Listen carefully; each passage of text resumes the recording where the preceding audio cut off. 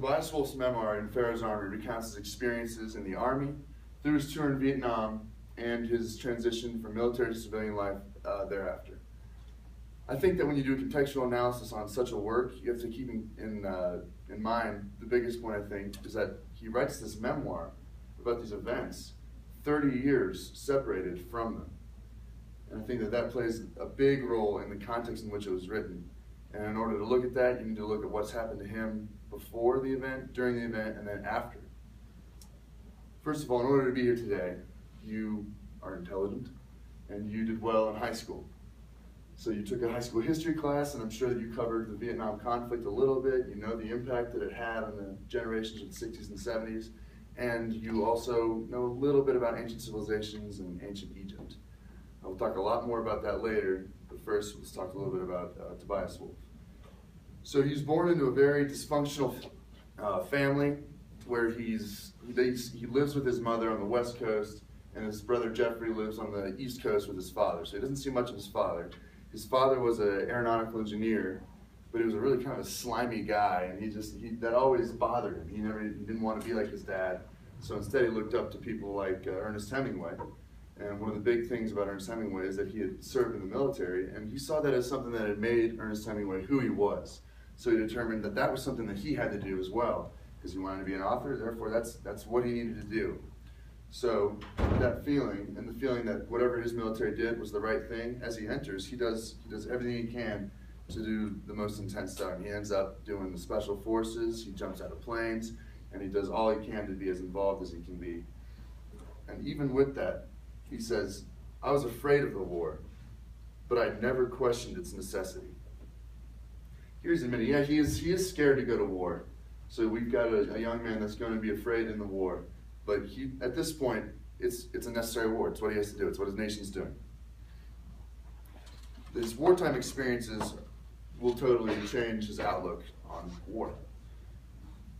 The first time where you can really see him kind of even question the legitimacy of the war is when his good friend Hugh Pierce dies, and he looks at it and he says, this was not meant to happen. This is something that should not have happened. And it's the first time you can kind of see him going, wait a minute. And then he is surrounded by a lot of civilians, and he hears them. Obviously during the Vietnam era, all the civilians were very negative about the war, and so he's hearing all these things, and he's still not sure. But then he's in the war, and I believe the Tet Offensive really completely destroys anything that he was holding on to. During the Tet Offensive, he talks about their shelling Mai Tho, and he says, the process by which we helped lay waste to Mai Tho seemed not of our making, and at all times necessary and right. He's talking about, like, as they're doing this, he's seeing, that's just what they're supposed to do. That's how they do it. That's what they have to do. And then shortly after the Tet Offensive experience, he's talking to his good friend Pete. And Pete says to him, you're a razor-edged weapon, remember? Terror from the sky, death on cat's feet.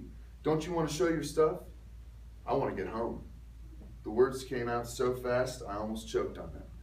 And it's at this point that we see he's realized this is not for him. He knows all his preconceived notions of, I've got to do this to gather experience and become a better man so I can be a writer. He's like, no, I need to get home alive, and because only the living can write.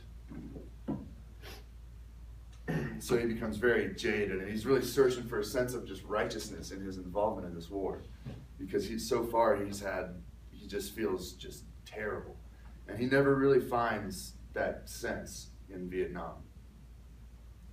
Finally, he's going to return from the war, and then he pursues the civilian life, and he goes to Oxford, and I think that's really where he starts to finally land on his feet. When he first gets back, he's a mess. He's a professed alcoholic, and it's just a terrible environment. And he goes over to England and ends up just staying there and gets a degree from Oxford. And he really pursues his writing career from there. And a little known fact that most people don't know is he actually tried to write about the Vietnam, his experience in, it was called Ugly Rumors, and he published it in 1976, only in Britain. And he hates it. When he talks about it, he says it's the worst thing he's ever done. This is where I believe he, over time, develops this comparison to ancient Egypt. In ancient Egypt, they started as a society that was just, they wanted to be independent, they were very peaceful, they had nothing special that they were trying to do. And then the Persians were trying to invade, and in response to that, they started taking preemptive action. They started really expanding their empire and pushing to their limits. And it's very similar, you can see, to America. The way we faced communism in that era is we, instead of just, putting up our borders, we started going out and trying to stop it where it was. And I think this is the formative quote of the entire book. Is he's talking about the forward base, and he says, "The resolute imperial will was all played out here at Empire's fringe, lost in rancor and mud. Here were Pharaoh's chariots engulfed, his horsemen confused, and all his magnificence dismayed." I think the point that he really tries to make when he writes this book is that life is beautiful and war is not.